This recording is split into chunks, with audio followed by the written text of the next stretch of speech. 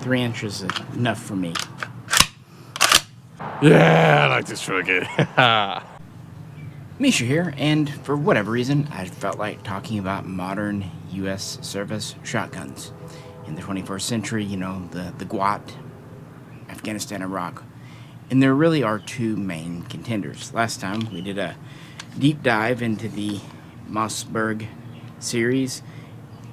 To be honest with you, I didn't mean for that video to even be half that long, but I got into my subject matter, really enjoyed it, and that's what I get off on, is learning new things, and I like to share them with you. So if you're into that too, just little factoids, I do my best to really scour the internet, interview people, personal experiences, whatever. This is definitely not a brief 5 minutes or shorts channel. Plenty of those out there that can do a better job than I ever could, so I try to do what I'm better at, and also that is a lot of fun for me. But this was last time, the primary pump slide action. This time, we're going to talk about the Benelli M4, i.e. the M1014, the Joint Service Combat Shotgun, the JSCS. And I'm going to share everything that I've been able to glean about this and its service and functionality since owning one about 15 years ago and first seeing one almost 25 years ago. So there you go. And I just like bringing it out to the range every few months, beat a few rounds through it, share it with people. Kind of like I said in the Milspec video, I like to keep familiar with my guns, and it is a gun that I put a lot of rounds through and I'm very, very confident and comfortable in. I'd also explain in this video why I don't think a knockoff M4 is maybe the best way to go. It's kind of one of those guns by the original. But before we go ahead and set this Mossberg on the rack, if you could, please like, share, and subscribe. Also, definitely comment your own experiences with Benelli's. And with that, if you could check out Patreon, that'd help too. Otherwise, let's get into it. Last time I had this out was Thanksgiving, to let our family's old foreign exchange student shoot some guns, and he had worked on a pump shotgun. No, it's just semi-auto, so just, you know, pull that off, pull that off. Okay.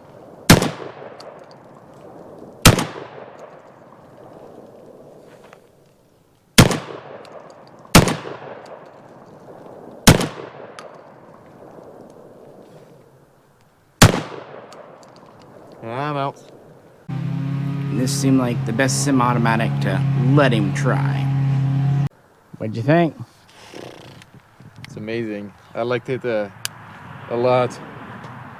There's a lot of kick though. You need to get a good grip on it. Don't worry, this won't be a complete every Benelli video, but it does begin here. Well, this is an M2. It actually begins with the original M1 Super 90, a gun that, well, made Benelli famous. That's what the company was established to do, make a high-grade, semi-automatic, fast-shooting shotgun. These are very lightweight with an alloy receiver, pretty thin wall barrel, different magazine capacity. Benelli would introduce the original M1 in the 80s, and then Benelli would actually be purchased by Beretta, another Italian company. But the M1 was imported into America in the 1990s by HK USA. Kind of interesting. The M2 is essentially the exact same gun. It's still the cool inertia-driven system. It has a rotating bolt that kind of has springs and agitation. There's no gas system as such. It's a good thing in the sense that it's light, fast, and handy. Not such a good thing that it's a light, fast, and handy to shoot 12 gauge that can do 3-inch magnums. Oh well.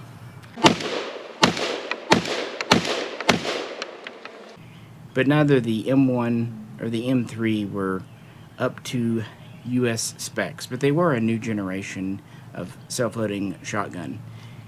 Up to this point, like the Remington 1187 was about as good as you could get, and they're a lot better than the old Auto 5s, but still not quite a military grade gun yet.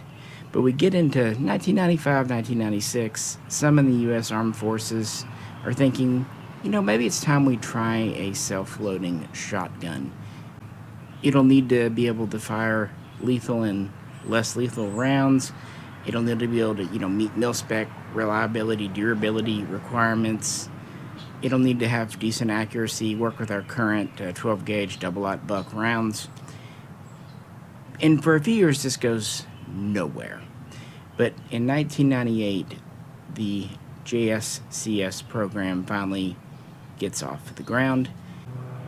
When approving the new shotgun acquisition, U.S. Congress pretty much said, okay, all branches are going to need to use this and get on board. This is the JSCS Joint Services Combat Shotgun.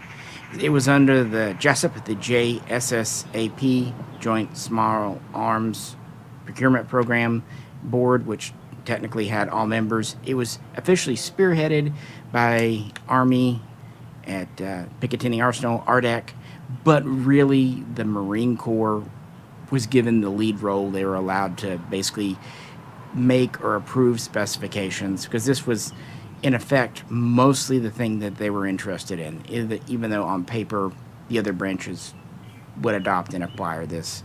Just thought I would throw that out there to kind of clarify names and such. Thus, we get the M4. No, really, Benelli designed this specifically for this program, the trials, and frankly, it almost seems like the trials themselves were designed for it, because I have not actually found any evidence anyone else officially participated. When you look at the requirements, they seem very custom tailored to this gun. So it's kind of a chicken and the egg.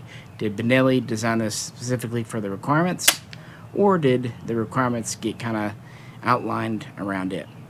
What we can say is this took the inertia bolt system. It still has that kind of rotating bolt in here, and added a gas system. It's a gas piston they call Argo, auto-regulating gas operation. They say that only one of the pistons is actually needed, but there's two for, symmetry and reliability. It is quite a bit heavier than the M1, M2s. We'll get into the features in a bit. The specs for the trial were a little more, they were kind of based on the original desirability, 12 gauge double-aught buck. They added that it needed to be capable of at least 40 meters or yards. I can't actually remember which one, sorry. 50 would be better. They also added it needs to be able to fire slugs, and they needed at least 100 meters yards for that. 125 would be better. They seem like they kind of loosened or dropped the less lethal requirement, because it really is hard to get a self-loading shotgun, which semi-automatic was absolutely part of the requirements, to cycle bean bags and rubber rounds and that kind of stuff. Mostly, though, it just needed to be durable, dependable, pass everything. They also wanted it to be kind of modern. They wanted it to have sights that were iron, that could be used in low light situations, so easy acquisition, i.e. like ghost rings. And they needed it to have essentially a modern mounting system, the 1913 rail. Keep in mind, in 1998, what we think of as the Picatinny rail, it was really new. It was just introduced on the M4 and just coming out on the M16A4. Because part of the requirements, it needed to be able to take a sight, an optic, flashlights, modern accessories, because none of their current shotguns could do that. Finally, they had size and weight requirements. It needed to be no more than 8.5 pounds and 36 inches out to 42 inches, so an adjustable length for either storage or different uses. Coincidentally, that's about the specs of your M4 here. We'll see. Anyway, these specifications and a tender are released on May 4, 1998. Benelli responds by shipping 5 prototypes to the Aberdeen Proving Grounds on August 4, 1998. So, a few months to get them there, but not very long. and they're designated for the testing the XM1014. And they do the usual tests, environmental tests, sand, dust, dirt, mud, fog, ice.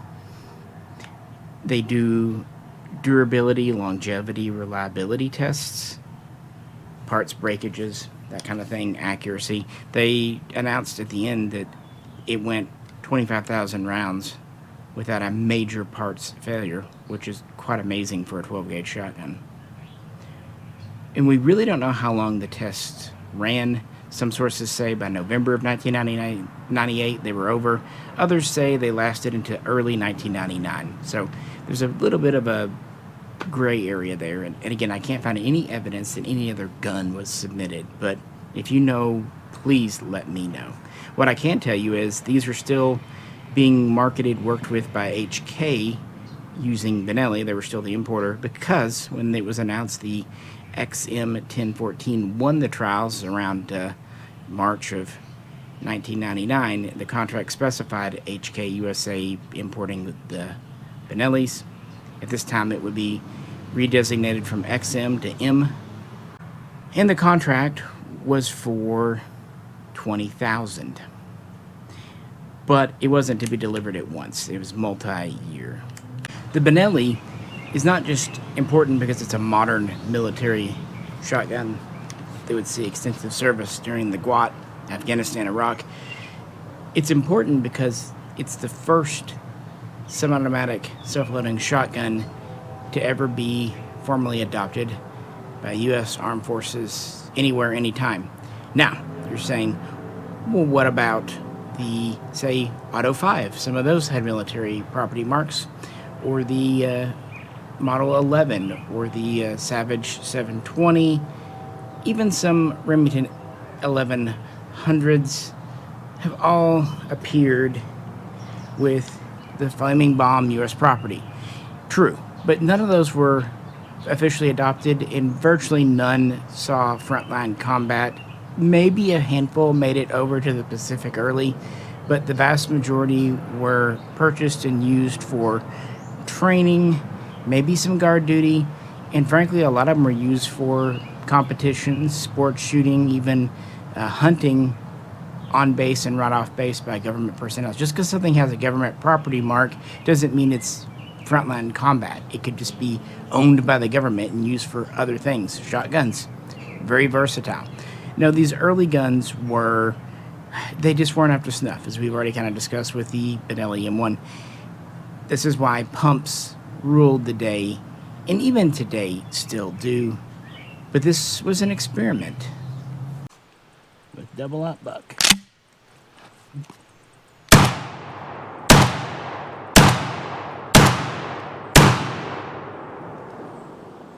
Yeah, still my favorite shotgun.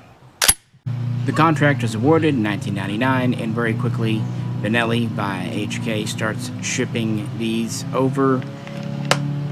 They're definitely being fielded stateside that year, and they start to go overseas in late 2001 because, well, events.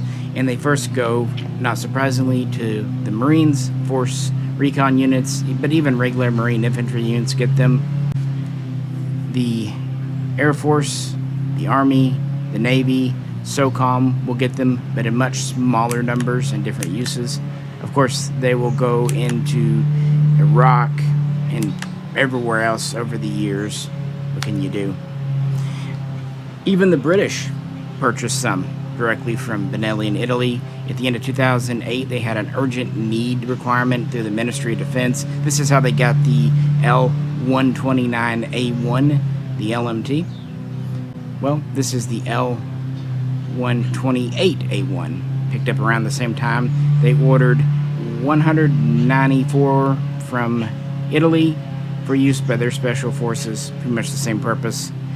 There have been a few other users as well, but I don't know, I kind of find the British one interesting, just mirroring what's going on with America. My history with the M4, technically XM1014, goes back to really the beginning.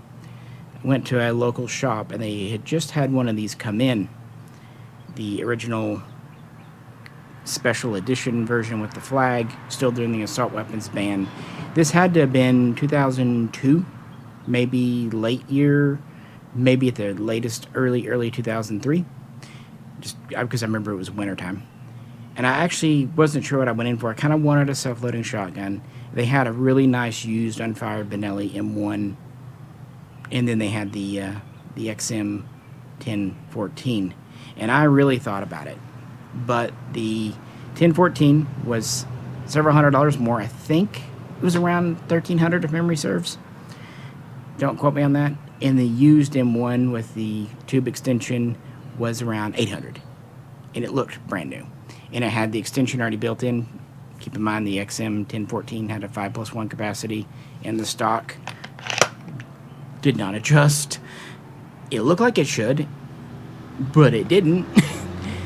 So after really deliberating and not really knowing about the M4 XM1014 service history yet because they were so new, I went with the used M1 and actually picked up a Glock for the same money. I guess I got the Glock and the Benelli for what the one Benelli would have cost me. And I was happy with my decision. But I always kept looking back at the Benelli website for the 1014, kind of waiting for them to go on sale, not really happy with the stock mag tube situation. Then the assault weapons ban ended, and I really wanted to get one. And I wouldn't call them every day, but I'd call them every couple of months and just, hey, are they on sale? Any good deals? Any used ones? Unfortunately, 2005, 2006, I was in grad school, and I would have probably found the money somehow if a good used deal came along, but I didn't have the money just to order one new from the factory, which you could do at this point, post-assault weapons ban. Different configurations. Still really wanted one, though. Several other shotguns over the years, 1187, for example. Around 2010, maybe 2011, finally, there was a deal. It was actually a rebate Benelli had, the $200. So I ended up getting this gun after the rebate in my hands for about 1,100 bones, maybe 1,150. Keep in mind that was a lot more money back then than it is today. And I just barely managed to swing it. But I did. And it came in right before I was going out to the cabin that time. And I shot it and absolutely fell in love. First rattle out of the box, it just worked. No break-in period, no fuss, no muss.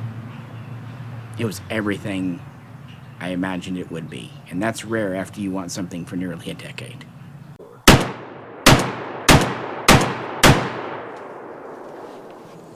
Always fun. Always reliable. The original contract, like I said, it was about 20,000 pieces. Seems to have concluded, or at least deliveries based on it, by 2010. And these were all of the same basic specification. There would be follow-on contracts in the 2010s for a couple of special versions, and just kind of attrition, maintenance, as they call them, contract replacements. But these are very small numbers, or special forces like COTS purchases. Now, the main deliveries were between 99 and 2010, best I can tell. How many total, counting replacements and everything? As many as 22,000. But it does seem like at least the original 20,000, give or take, were delivered and completed, and that's that.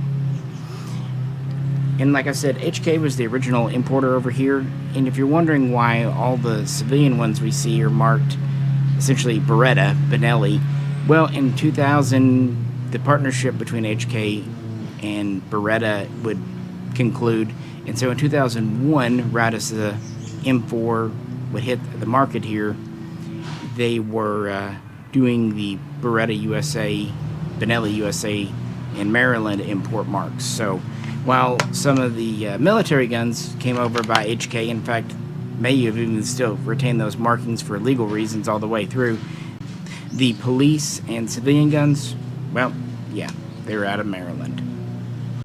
Before we talk variants, let's talk about the basic features of the basic M1014 and really the M4 Tactical.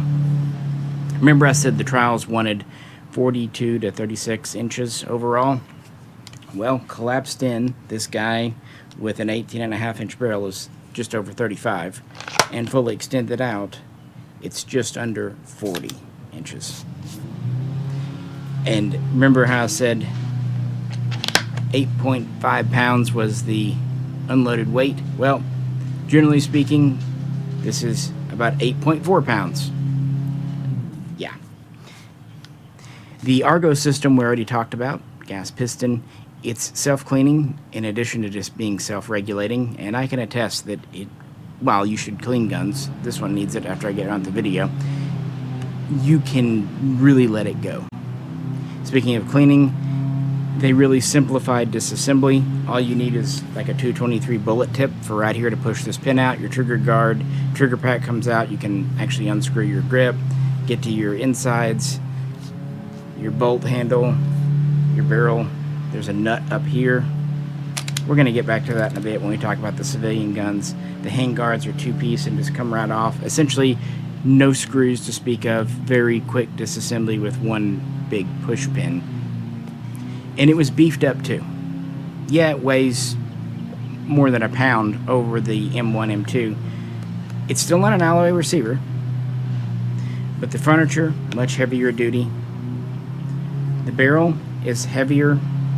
It's cold hammer forged and chrome lined. The military version has a fixed cylinder bore, 18-inch, 18.5 I should say, as standard. 7+1 capacity, typically with a single piece tube of the military version as standard. This sling mount can rotate to either side. It has kind of holes for HK mounts or regular slots. There's also a slot in the back of the stock here, so you can see sling mount options. A lot of folks have asked me over the years where I got this sling from. Actually came from Colorado gun sales a long time ago, like 2009, I think. And I don't know if these loops are intended to hold 12 gauge shells,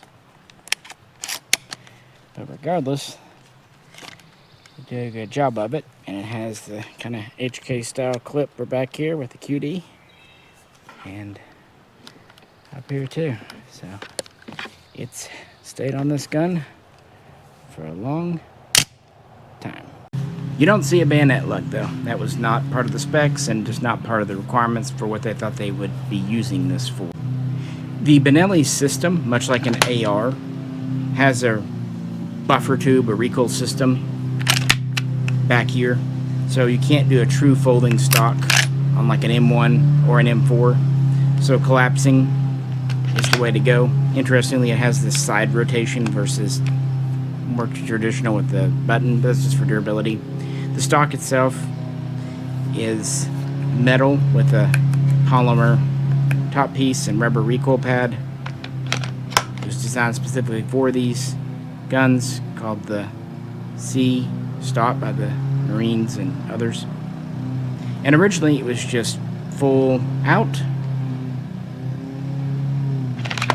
Let's try some bird shots, see how the Benelli's feeling about it today.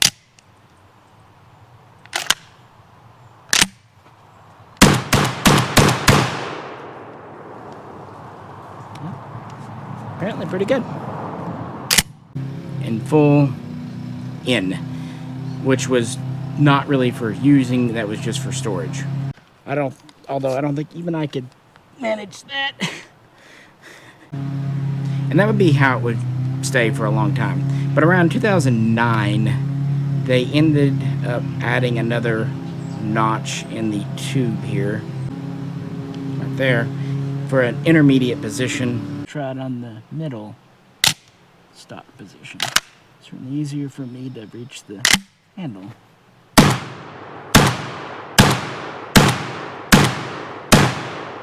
Yep, I'm short. It's definitely more comfortable for me that way. I can manage with the full out, but halfway in is good. For use with like body armor or short stature people, there's another notch if you come back here for disassembly. It fully rotates to the other side and you just slip it off. So got 2 middle notches, although one of them is not for a position. But yeah, a third position was added in 2009 and 2010 and would appear in the design. Another change that would occur during production, the original guns like this one still have the alloy metal trigger guard. Around 2014, give or take, polymer trigger guards start appearing. And since this is after the main military deliveries, you're going to mostly see these on civilian and police guns. But as far as I know, if, for example, the military did need more 1014s today, they would probably get the polymer trigger guard. Operation is pretty standard Benelli. It can be a little confusing with a couple of controls at first, but with just a little bit of practice, that would should have shown there, you get familiar with it and they become second nature. And the good news is all of them, M1, M2, M3, all the Super 90s use essentially the same system. And one thing I've always liked about Mossbergs is just how easy they are to load, since your elevator is in the up position. Safety's on. Alright, here we go again. By comparison, the Benelli, you have to push the elevator up. Not a big difference, but I have known people get their thumbs a little bit caught in this half moon shape here. Just something worth pointing out, I thought. Let's go.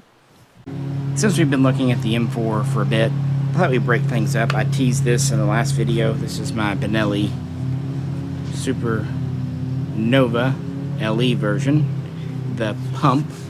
These were introduced primarily for the civilian and law enforcement market around 2005. There have been a handful of military and police operators, a lot of private security, a collapsing stock, but it's not the same pattern. It's actually very similar to what you see on the M3 today. You push a button in here and it just slides in and out. It doesn't have the rotation. It has actually 5 positions. Yeah, little different, but definitely more of a police stock. Probably a little more comfortable, a little more flexible, but not as durable. The big deal with the Supernova was they had interchangeable stocks. The original Nova did not. There's a nut here. And they had a polymer coated over metal receiver to really save weight and be corrosion resistant. I've talked to hunters, like duck hunters and stuff, that really swear by these. It actually uses a rotating bolt, kind of like the old Winchester 1200s, 1300s. It's definitely based on the Benelli series. As I said in video 1, I actually don't have many shotguns, especially pumps, and even sold a few more during COVID to people that needed them. And the ones I kept were the 2 Mossbergs you saw, and then this Benelli here. It's a really good gun, frankly. It's quite lightweight, good capacity, and interestingly, if I was 2 3/4, 3-inch Magnum, that's normal. But this is one of the few that can also do 3.5-inch Super Magnums right out of the same chamber. And if you want to try it, be my guest. But just thought we'd show that real quick. I like Benelli's. The Marine Corps remained the primary user of the JSCS, picking up around 15,000, give or take, over time. They use them for multiple purposes. For example, protecting convoys, sometimes vehicle guns, sometimes close quarter combat, or inside fighting type guns, just cramped in. It's one of the times collapsing the stock probably really would help too in actual use. Guard duty sometimes. And they did try them out, 18-inch barrel version, as a door breaching gun. Okay success, but I think they discovered the Mossberg ended up better. The next largest user was the U.S. Navy, and they would have 2,500, give or take, of those. They found that a automatic self-loading shotgun was actually really good on a ship in a moving platform. So you don't have to worry about racking a pump and maybe short shucking it if the boat rolls.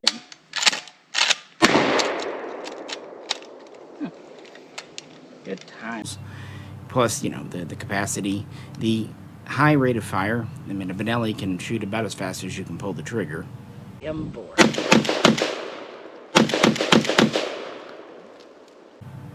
That's helpful.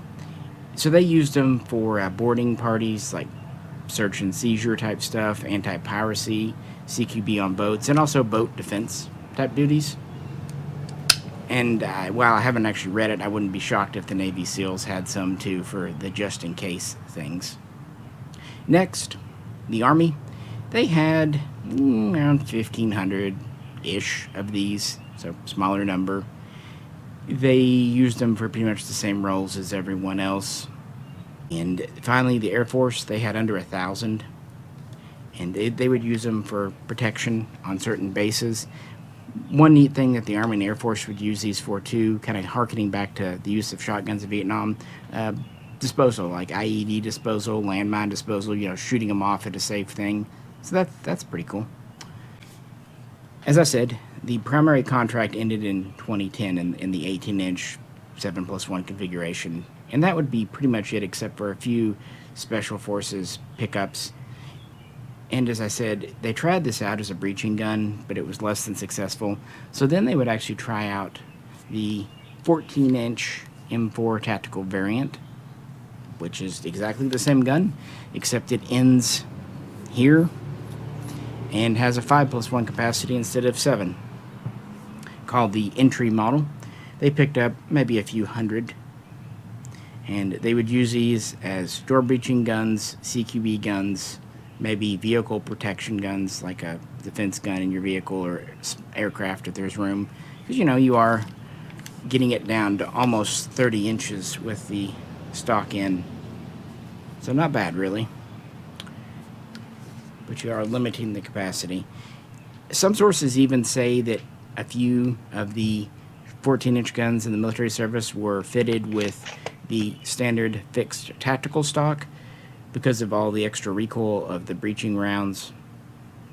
Again, they could also use these with slug rounds, although I don't know how frequently it was.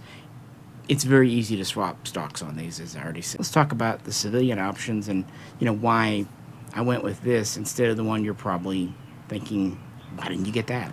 This is just your standard, although it is the LE version, M4 marked gun. Nothing fancy about it. You're probably thinking of the M1014 version, the one with the big US flag on it, right? Doesn't interest me.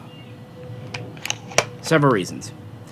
That was introduced originally as the XM1014 in 2001 and would be pretty much the first import of an M4 under the new Beretta over HK line, and they would bring about 2,500 in. Now keep in mind 2001, 2002 when they appear, this is still assault weapons banned, so it makes sense that they have to have a pinned open stock. It's not really a pinned stock. What they really do is the receiver extension, simply it does not have the cutouts.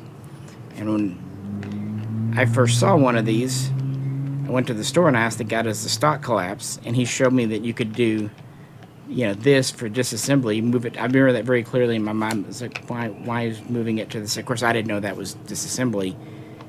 So you could actually adjust it in there, but it doesn't latch, so not really useful.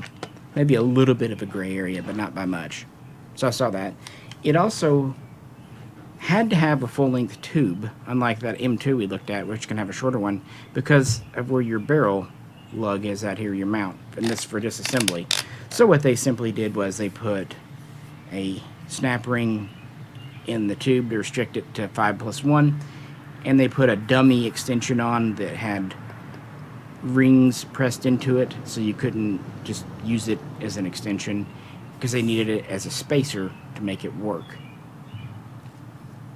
Now, one feature that the 1014 US version, civilian version had that I do like is it did have a fixed cylinder bore barrel, i.e. no interchangeable chokes. This, like most other Benellis, has their internal screw-in chokes. It's still a heavy wall chrome line barrel, but the military ones did not. But that's just how it goes. It's an internal thing. On the other hand, the reason I don't like it, and I should mention that after the end of the assault weapons ban in October of 2004, sometime later, years later, they would reintroduce the commemorative version as the M1014. They dropped the X. And it would be virtually the same gun, including the gaudy U.S. flag. I hated that flag. The military guns absolutely never had it, but it was just something they did to make it look special. And you might be saying, well, yeah, but it said M1014 on the gun. True.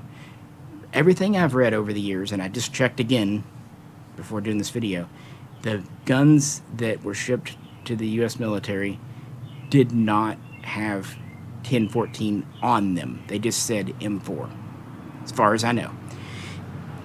1014 is absolutely its official designation in the military, but this happens a lot. It also seems like they didn't have a U.S. property mark or really any other special stampings. And this could have changed because these were delivered over a decade period. I'm just going by what my research has shown. In the comments below, please let me know if you know differently, especially if you were issued one in the military. How was it marked? And if it was marked 1014, was it a factory mark or something maybe applied once received by the Corps or the Army or whoever else? Notwithstanding the thread-in choke versus fixed, I found that the M4 LE version here is actually closer to what the military got than the so-called 1014 version. Of course, there's also just a standard tactical version with a fixed pistol grip stock. They even have a field stock, semi-pistol grip version with more of a hunting style stock that's out there too. You can get it with or without night sights. And there's, of course, the famous H2O version that has the 7+1 tube and the adjustable stock.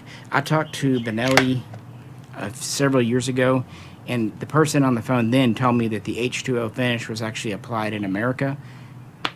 That's what I was told. I might be wrong, but it seems like that was something done over here. And those have been offered on and off, not as a limited edition, like one and done, but like limited runs each year. Even though the military really hasn't been picking new ones up, Benelli actually has increased production after fulfilling the military contract. That's when they really started to hit the market over here at big time, and you could see the LE versions. The police officers, other agencies, and foreign users have still continued to buy this shotgun, because how many other true military-grade self-loading shotguns are out there today? We opened the video up by sharing this with G, the foreign exchange student. Let's kind of wrap it up by sharing it with my camera guy out at the cabin. The last few rounds out of that box.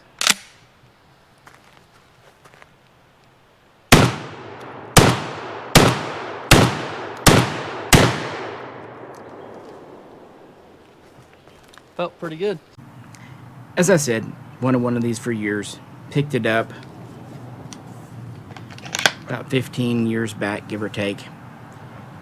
And sometimes when you want something for so long and you get it, either it's not as good as you thought, or you get it and it's good, but then the new wears off and you're just like, okay, well, why was I so excited? This isn't that. This is one of the few guns that I'm still as excited to shoot now as when I got it all those years ago.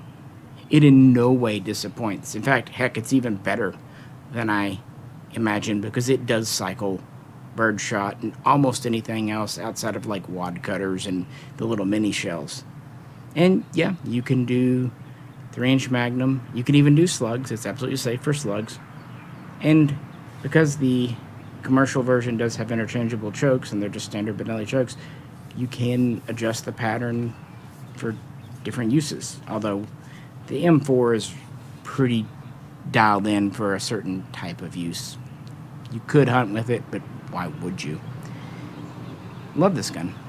And maybe that's why I don't really own any other tube-fed semi-automatic shotguns. Yeah, this is my only one and has been for a long time. I just don't feel like having like a 1187 would do anything. This is it. This does everything I want, and that's rare for me to say.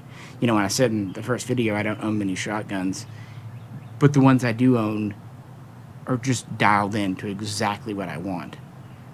What do you think compared to the pump action, the slide actions? Oh, the other one was fun to just pump it every time in between shots, but I still like this one. But I like the pump action. So what I'm hearing is you like to stroke it. Yeah, I like to stroke it. I still think for just dependability, durability, this is where to go. So let's conclude with something I said at the top of the video. Why I don't think having a clone or copy, like some of the Turkish ones, of this design is all that useful. And you may and probably will disagree, but hear me out. The M4 is a really good design. Gas piston, all that stuff. But it's not revolutionary. We've had self-loading, even gas piston 12 gauges for forever, even with collapsing or folding stocks. No. To me, what really makes this stand out is the reliability, dependability, and durability of parts. As I said, these in testing made it well over 20,000 shells without a major breakage. Everything's going to break, don't get me wrong. Nothing is made of completely impervious metals, and there's always the fluke. Even the best gun in the world could fail on the second round, just whatever. But Benelli uses tested high-quality steel. The metal has the steel, I should say, has a phosphate military-grade finish. The aluminum alloy has a military spec hard anodized finish. The internals have corrosion resistance finishes on them. The gas pistons are stainless steel, self-cleaning too. It just means the parts are there and gonna last. The stock, the tube, it's all set up to endure. I know if I pick up a Benelli, it's made from good parts, it's assembled with care, quality control, checking at the factory's good, that every gun's tested at the factory. The worst thing I've ever seen on these, having sold Benellis for years, is a couple of them once in a while had a boogered up screw on the top rail. Sucks, that shouldn't happen on such an expensive gun. Someone just kind of didn't torque it right or did it wrong. And you know what they did? They replaced it. They gave the guy not just a new screw, but a whole new rail. Can't say fairer than that. If you get a knockoff, that's fine. I know they're a lot cheaper and easier to find. But how long will they make it? It looks like an M4, but internally, is its spirit, is its heart an M4? Because I can tell you my gun has already gone several thousands of rounds and will go several thousands of rounds more aside from just a fluke happening. I have questions about these copies. And looking online, it seems to be like some will make it thousands of rounds. Others have major issues before 500. Why is that? Well, lacks quality standards and QC. Basically, the metals they're using don't go through the same testing, so you might get one metal made absolutely as good as a Benelli, and then the next guy, there might be a defect, malformation in the metal that just didn't get detected at the factory because they don't check for that. Also, assembly at the factory. You might get one, the guy was just on his game, made the best one possible, fit and finish is great, and then the next one, not so much, because they're not doing a whole lot of checking of these when they leave the factory. You get what you get. We saw this a lot with Chinese guns. I'm thinking of like those trench gun knockoffs that came out of China. Some of them are great, almost as good as a Winchester. Others had major issues.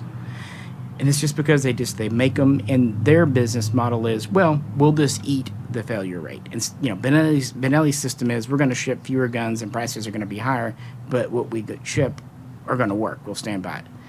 The way copies, cloners do, is just mass production. We're going to sell enough of these that we'll just eat the 5 or 10% return or customer service rate. It's a viable business model if you're doing commercial civilian sales, less so for police, and absolutely would not fly with military. those are my reasons. Like I said, I think the design is really a good design, but I don't think it's anything revolutionarily special. What makes it special is just how solidly built and dependable and reliable it is. But, you know, your miles may vary. I'm not saying I'm right. That's just my opinion. So drop yours in the comments below. That's my story with the M4. Glad we got it out and dusted it off again before the hottest of summers hit. If you could, please do like, share, and subscribe. If you'd like to help us, check out Patreon. With that, hope everyone has a good weekend. This is Misha. Catch you very soon next time.